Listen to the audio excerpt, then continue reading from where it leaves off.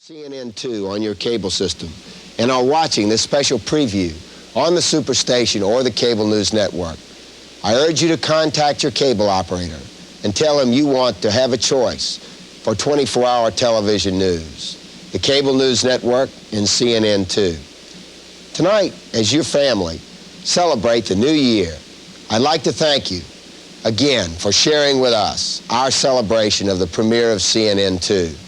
Happy New Year from all of us at the Turner Broadcasting System. And in just a few moments, you'll be able to see the fruits of our labor as CNN2 debuts. But first, the countdown continues as 1981 draws to a close. 1981 draws to a close for Cable News Network and CNN2. This is James Allen Miklashevsky in Times Square wishing you a Happy New Year.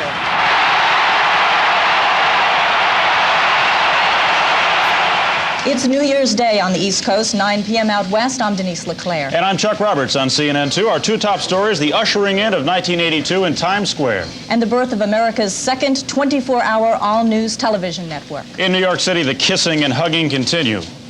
While some 900 miles to the south, a fireworks display in front of Turner Broadcasting's Atlanta headquarters heralds in the new year and the premiere of CNN2.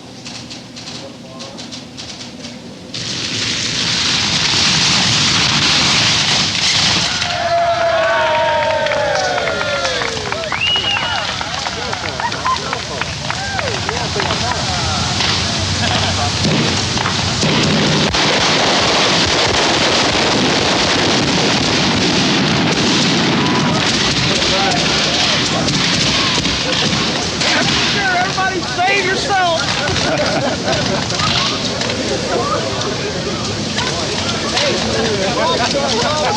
Hey, that was a good spot over there. Hey, that's where I was going to stand. Now with more on the festivities in Times Square, let's go back again live to CNN correspondent James Allen Miklashevsky in Times Square.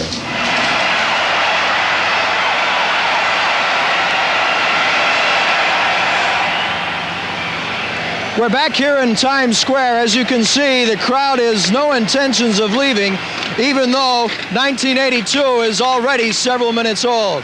The fireworks are beginning to go off. Some of the crowd is beginning to make its way down the side street. But as New York police will tell you, it's going to take several minutes before the crowd of some 500,000 clears out of Times Square. All we can say is that it's been a great night so far here at Times Square.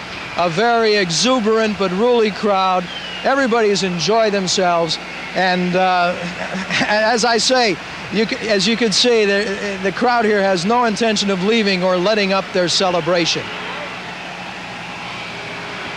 We'll be back to you in just a little bit to keep you up to date on the celebration in Times Square. But in the meantime, back to Atlanta.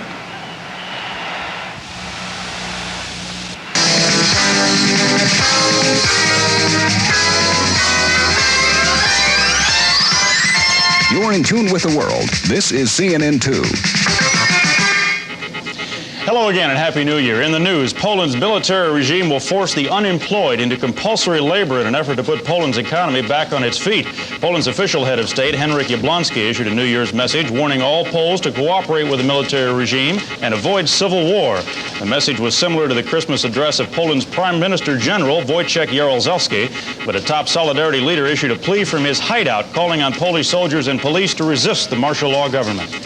A Polish fishing boat motored out of Vancouver Harbor Thursday without 12 defected seamen. 3 other ships remain anchored in the Canadian harbor while their crews debate whether to refute for the strike for fear of reprisals when they return home. So far, 63 sailors have defected to Canada and 27 more have requested permission to stay in Canada. A former Air Force lieutenant is now in control of the small West African nation of Ghana. Jerry Rawlings took control of that nation in a military coup on Thursday. David Smith has details.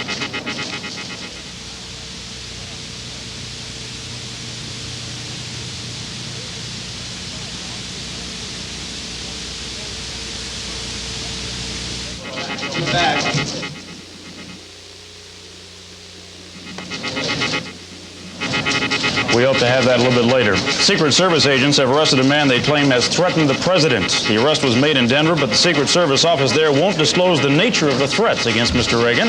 They say only the 32-year-old James Michael Welch was arrested for allegedly making verbal threats concerning the president. Welch is described as an unemployed X-ray technician. He was arrested at his parents' Denver home without incident. The Guardian Angels are calling for an investigation into the shooting death of one of its members by a Newark, New Jersey police officer Wednesday night. CNN's Jeannie Mose has more on that story. With his red jacket and his hat, he held his hands up, blew his whistle, and said, "I'm a guardian angel." And he got shot. That's how an eyewitness to the shooting described it. Frankie Melvin was shot in the chest at this intersection in front of a high-crime housing project in Newark. Melvin was clearly outfitted in Guardian Angel's garb, complete with red beret. Just about everyone milling around the crime scene seemed to know and like the victim. Frankie is a guardian angel. He's good for the community. He helped all the children here in the neighborhood. Newark's police director says Officer Milton Medina shot Frankie Melvin from the roof of this building. Shot him because the officer saw Melvin headed towards his partner down below. Halt, the police officer says he said, and when Melvin didn't, he shot him. Other guardian angels say differently. He pulled his jacket open to show his shirt, and the officer shot him in the chest with no questions asked. Frankie Melvin was shot standing right here, but faced the other way. Eyewitnesses say that there's no way a policeman standing on that roof behind me couldn't tell that Frankie was dressed as a guardian angel, especially since he was standing under a streetlight when he was shot.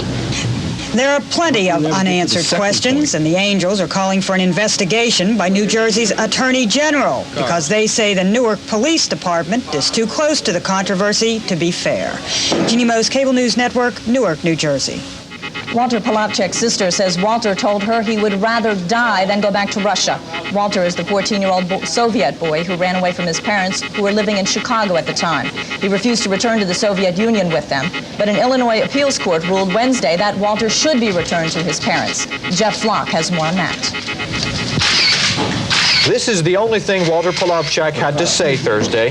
The 14-year-old Soviet boy has made few public statements since he gained world attention by refusing to return with his parents to their native Soviet Ukraine. The reason Walter has not talked is that most of the time he has been involved in court battles. I think it would be highly improper for me to instruct Walter to answer any questions at this time.